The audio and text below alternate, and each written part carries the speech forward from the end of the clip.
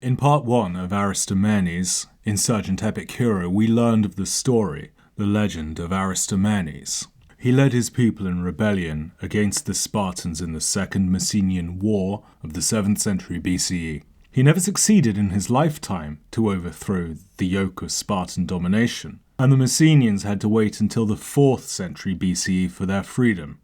But according to legend, Aristomenes fought for freedom beyond the grave, and a hero cult was founded at his tomb once his bones had been repatriated back to the now free Messenia. Now these videos are subtitled Insurgent Epic Hero. The word epic is somewhat overused today, but let's be clear about something. I think you'll agree that Aristomenes' adventures are pretty epic in the loose sense of the word, but he was also quite literally an epic hero. He was the protagonist of his very own epic poem, the Messeniaca, written by the Hellenistic poet Rhianos. That epic poem has long since been lost, as have most other ancient accounts of Aristomenes' adventures. Almost everything we know, or rather almost everything that the ancients tell us about Aristomenes, comes from Pausanias' accounts in Book 4 of his හෙλλάδος Περιήγησις, the description of Greece. It's a shame, because Pausanias' description, deriving from many sources, is prosaic and short on detail. But I don't want to sound bitter or ungrateful. Prosaic and sketchy details are inestimably better than none, and we have to thank Pausanias for preserving what he has. But it seems fairly clear that Pausanias was personally wowed by Aristomenes. He dedicates one book of 10 to Messenia, a large chunk of which focuses on the story of Aristomenes. But let's return to the idea of Aristomenes as an epic hero. As I mentioned, he was a literal epic hero, the protagonist of an epic. He was also, to some extent, worshipped as one by the post-independence Messenians. But his stature as a hero goes deeper than that. His story bears the hallmarks of myth, of a folk hero. There are many elements to this, and Daniel Ogden identifies and lists them in his 2004 book, Aristomenes of Messene, Legends of Sparta's Nemesis. One feature identified by Ogden is the weaving of doublets and other recurring motifs throughout Aristomenes' story. As Ogden puts it, this suggests that a fairly tight core of underlying notions about the sort of thing Aristomenes should be doing has generated a multiplicity of performed tales about him. When one picks through the stories, the examples become clear. The multiple pitched battles in the early years of the war, Derai, the boar's grave, the great trench. Then there's the theme of the halted pursuit, as Ogden calls it. Aristomenes' pursuit of the Spartans, at one point halted by the javelin in his butt, at another time halted by the appearance of the Dioscuri, and that somewhat trance-like episode where Aristomenes loses his shield, all of which are described in the first part of these videos.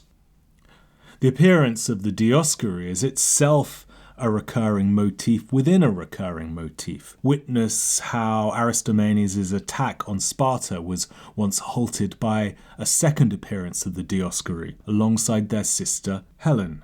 Another recurring theme is Aristomenes' repeated capture and escapes. Several times his saviour is a woman, one of whom is seduced by Aristomenes, the other is later married off to his son, which is a kind of creepy sexual parallelism somewhere.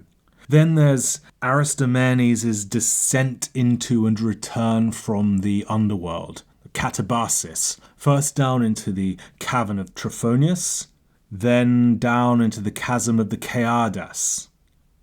Also, there are many episodes involving Aristomenes' shield, many with a divine or mystic aura, its disappearance at the boar's grave, and recovery following the mystical quest via Pythia and Trophonius. Or there's also the dedication by Aristomenes of his shield to the Temple of Athene in Sparta, and his shield's transformation into a kind of hoverboard in the Ķeādas. All these episodes, the recurring motifs, and indeed the whole story of Aristomenes is very episodic, almost random, and some of the elements are just mutually incompatible, all of which is suggestive of a body of stories and myths floating around from different traditions, some of which it is suggested have roots as far back as Proto-Indo-European culture. These stories all seem to have coalesced around the figure of Aristomenes, making him a kind of folk tale every-hero. Indeed, Aristomenes, at least the Aristomenes presented to us by Pausanias, is a multifaceted hero in whom we find the imprints of several archetypes. He is primarily a martial hero. According to Pausanias, in Rhianos' epic, Aristomenes is no less glorious than Achilles in Homer's Iliad. But with his tricks and turns, his covert operations and mystic adventures and miraculous escapes, there is also something Odyssean about Aristomenes. But there are also hints of buffoonery, even slapstick, the javelin in the butt, the seemingly random episodes involving the loss of his shields, and of course the hoverboard. The account that we have of Aristomenes is a manifold construct, a compilation, influenced by a rich tradition, a character that has developed, has been constructed, if you like, over many hundreds of years. And Pausanias is under no illusions about the imperfection of his knowledge, the conflicts between and even irreconcilability of his source materials. Some such conflicts are so boldly conflicting that Pausanias has to call them out. It is not even certain whether Aristomenes was a hero of the first Messenian war or the second, though Pausanias and most following him go with the latter. In this part 2, we've considered Aristomenes as an epic hero, the legend, the myth. Next time we'll consider history, both whether there can be said to have existed a historical Aristomenes, but perhaps more importantly, how his story, how his construction reverberates through and reflects upon armed struggles throughout history, and perhaps even to present times.